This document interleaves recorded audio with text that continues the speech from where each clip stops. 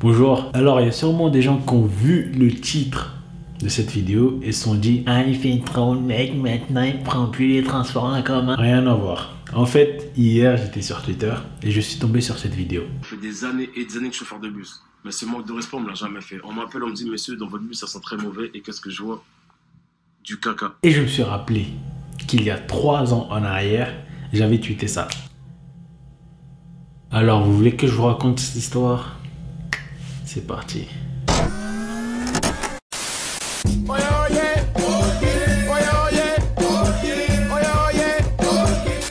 Alors, c'était la veille de la rentrée.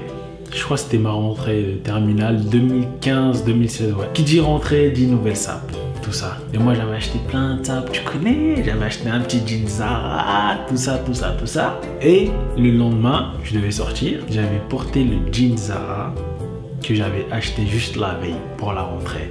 Je me rappelle, c'était un dimanche et la rentrée, c'était lundi. T'as capté? Bref, je porte ce beau jean que j'avais acheté sans même savoir l'après, la suite de ce qui va m'arriver après. Tu vois ce que je veux dire? Je me doutais de rien. De toute façon, tu peux pas t'en douter. Tu peux pas connaître ce qui va se passer plus tard. Tu vois ce que je veux dire? Donc, j'avais ce beau jean dont j'étais si fier. J'étais à la gare de Saint-Lazare pour rentrer chez moi. Je monte dans le train. Je monte en haut dans le RER. Parce qu'il y en a qui connaissent pas forcément les RER, comment c'est. Parce qu'ils habitent pas dans la région parisienne. Bref, pourquoi je raconte ça, frère? Bref, donc je monte dans le train, dans le RER, je monte en haut. J'ai toujours ma petite place dans le train. La place du fond, à côté de la fenêtre. Et ce jour-là, il n'y avait personne en haut du train. Donc moi, je monte. Toutes les places étaient libres.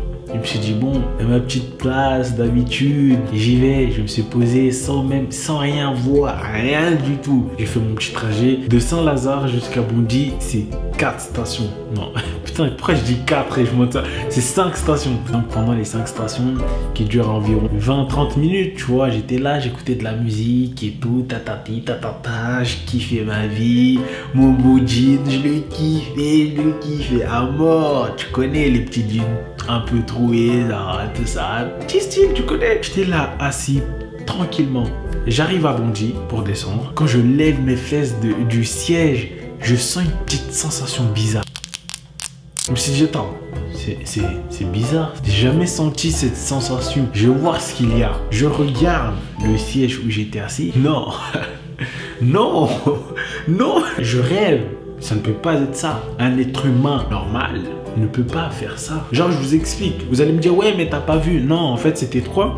Le truc, la merde, le caca était bien étalé sur le siège. Tu vois, quand tu prends ton pain, tu prends du Nutella, tu l'étales bien comme ça. Et la merde était bien étalée sur le siège, tu vois. Je crois que la personne a chié et a voulu essuyer ça, ce qui fait qu'il l'a bien étalé sur le siège. Et moi, j'ai posé mon cul là-dessus avec mon beau jean Zara. Je me suis dit, non, ça peut pas être ça, tu vois. C'est impossible, ça ne peut pas être ça. Parce que il y avait 20 places et je me suis posé là. Et là, il m'arrive ça. Je me suis dit, c'est pas de la merde. Parce qu'un être humain qui réfléchit ne peut pas faire ça. Mais j'avais quand même cette petite voix dans ma tête qui me disait, c'est de la merde. C'est de la merde. La vie de ma mère, c'est de la merde. Quand je descends de la gare de Bondy, je dois prendre un tram pour aller jusqu'à chez moi. Je me suis dit, non, je vais pas prendre le tram, je vais pas tenter le diable, tu vois. Pour pas que les gens du tram me regardent bizarre. Tu vois, je me suis dit, non.